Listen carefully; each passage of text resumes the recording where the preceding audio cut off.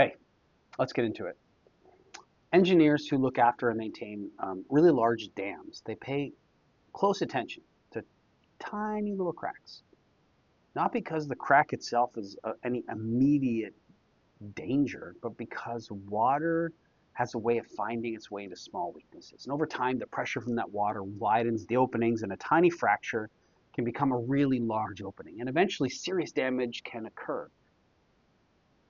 It's often true that small things left over time can create large consequences. And that's the image that comes to mind here when we're reading Proverbs 16:28. A dishonest man spreads strife, and a whisperer separates close friends. There's a contrast here. One person spreads conflict broadly. Another person spreads conflict quietly. The whisperer, someone who passes information along in secret, someone who shares probably what should not be shared, and someone who creates suspicion one conversation at a time. And the striking thing about gossip is just how ordinary it often feels. Rarely does someone announce, I'm about to damage a relationship. Instead, it just sounds harmless. Did you hear? You'll never guess who we have to pray for. You probably shouldn't repeat this, but, or like, maybe I'm wrong, but, and the conversation usually feels small. The consequences, they rarely, though, stay small. And that's what Proverbs wants to focus on here in terms of relationships, that the whisperer separates close friends. They're not casual acquaintances, they're close friends. They're people with history. They have shared experiences. There's trust. And strong relationships can be weakened when suspicion enters the room. And this is what makes gossip so destructive. The targeted person is usually absent. They can't clarify, they can't explain, they can't defend themselves. The story only gets told from one perspective.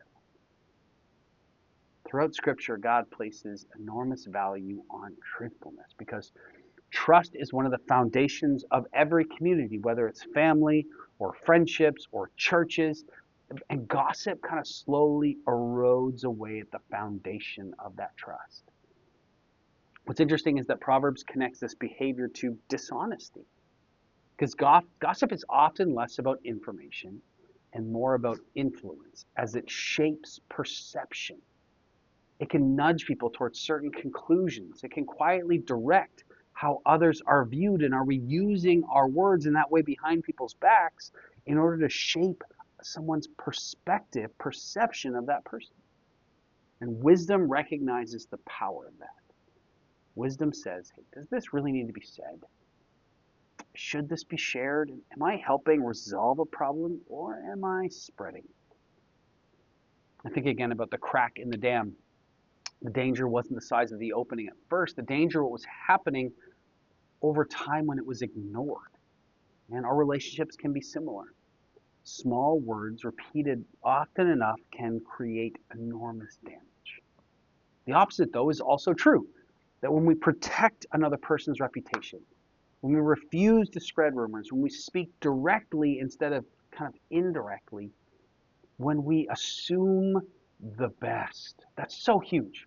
When we assume the best of someone, assume that they had a reason for the things that they did, assume the best. These choices can strengthen trust instead of weaken it. Think about your recent conversations. Who is it in your life that you really want to try and shape a narrative for? Who is it? Have you shared information that just wasn't yours to share? Have you participated in a conversation that weakened someone's reputation rather than helping them?